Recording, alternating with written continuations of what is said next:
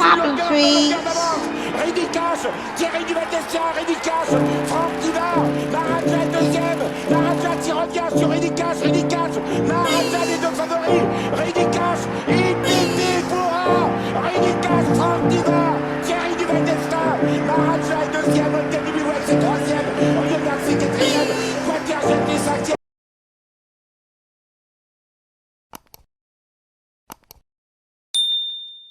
Et bonjour à tous les amis et bienvenue sur ma chaîne YouTube. On se retrouve pour le quintet du début de semaine. Alors direction Reims, on retrouve les trotteurs, ça fait plaisir après ce week-end de galop.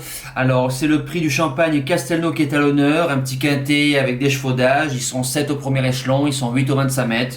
Un lot touffu mais assez lisible dans l'ensemble. On démarre de suite les bases de jeu. Sachez que sur l'hippodrome de Reims, c'est un tracé coulant, c'est un tracé roulant. Ça ne favorise pas les attentistes et ça ne favorise pas en général les chevaux des 25 mètres. C'est pas facile de les rendre, ça se rend, mais sachez-le.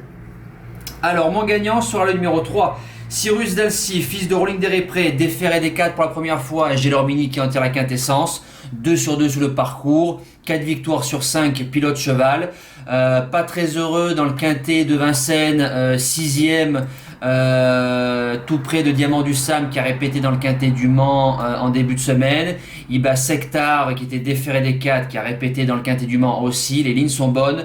Maintenant le cheval il a gagné son quintet sur l'hippodrome de Cabourg et déféré des 4 en étant en tête. Je pense qu'il peut remporter son deuxième quintet. Deuxième base, le numéro 6 d'Amour GL, on lui met Alex Abrivard, déféré des 4, pas très heureux dans le quintet de Briand Madric et de Défi Piergi à Beaumont-de-Lomagne. D'Amour GL, c'est un amour de cheval, fait toutes ses courses, fait tout ce qu'on lui demande, il a 2 sur 2 sur cette piste-là. Avec Alex Abrivard, il peut lui aussi jouer la victoire parce que c'est un excellent trotteur. Le challenger, le numéro 7, Dream the Best, qui vient de faire une très très belle valeur sur Vincennes. C'est le plus riche du premier échelon, déféré des 4. Dream fait toutes ses courses. Un amour de cheval aussi. Il a déjà gagné pour son unique essai sur l'hippodrome de Reims. Sur sa ligne de Vincennes, 3ème. Théoriquement, il bouge pas des 5. Le premier outsider, le 12, Bonheur de Nez, qui a croisé le fer avec des meilleurs chevaux. Voilà, il est déféré des 4. Sur un quintet de Vincennes, il n'a pas été très heureux. Voilà, parce que le quintet du 17 septembre, Martin Deboss, Crusoe et Danama, et puis Canelard, peut-être si la course avait été plus fluide, il aurait pris une 5e place. Donc le lot est quand même bien meilleur. Il a 5 sur 5 sur l'hippodrome de Reims. Je fonce, même au 25 mètres. Deuxième outsider, le numéro 5, Classe des Obos, déféré des 4. Elle part en tête, elle est en super forme. Ses lignes tiennent la route. Je trouve qu'elle monte un petit peu de catégorie, mais vu qu'elle part en tête, j'y crois. La suite du pronostic, le 13, Kumba Cookie, meilleure gauchère. Là c'est corde à droite, ça rend les mètres. Poupou qui était à la drive, déféré des 4, jument de classe du lot, si la course elle est bonne, j'y crois pour une belle place. Après, l'As Carajuela qui a gagné pour son unique essai sur ce tracé-là ferré. Donc elle a déjà couru plusieurs fois sur Reims, donc très très bien, la jument est en forme. Déféré des 4, je l'aurais mis plus haut, Jérémy Koubich qui est dessus, fille de Cool Duco, si la course elle est fluide, pourquoi pas. Et je termine avec le numéro 15, Berscott. Maintenant il a 9 ans, c'est un vieux tonton, c'est un petit peu son prix d'Amérique, déféré des 4, Pierre-Yves Vervaquet dessus.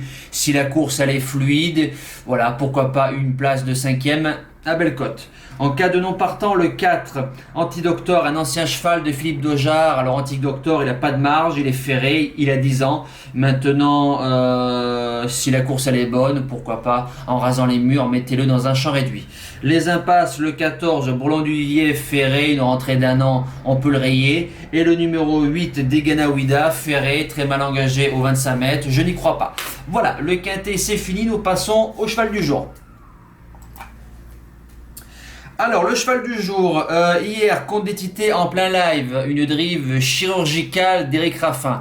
Le cheval finit avec les oreilles bouchées, il a démarré, il a pris la corde, il a pris un bon dos, il s'est décalé à mi-ligne droite en plein live, j'étais en euphorie totale.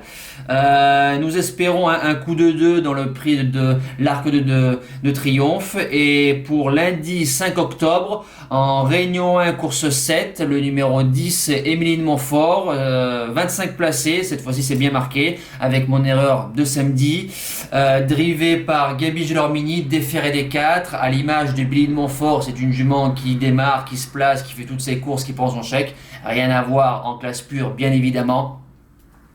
Elle revient sur un tracé mieux pour elle, parce que c'est un tracé qui favorise les chevaux qui se mettent près de la tête. Elle se démarre, elle se met à la corde. Je la vois pas gagner parce que je crains 2 chevaux, le cheval de Bazir, Forecast et Flash Ring, le cheval de Ploquin. Éminemment fort sur ce qu'elle m'a montré, elle doit finir dans les 3. Elle se met à gauche, elle se met à droite, tracé de vitesse, tracé de tenue. Là, c'est un tracé de longue haleine. C'est la plus riche. Alors je pense que ça a dû être visé et j'y crois beaucoup pour une place sur le podium. Voilà, nous les amis, on se retrouve demain, on retrouve les galopeurs, direction l'hippodrome de Chantilly. Je vous souhaite une bonne semaine, merci à tous, ciao.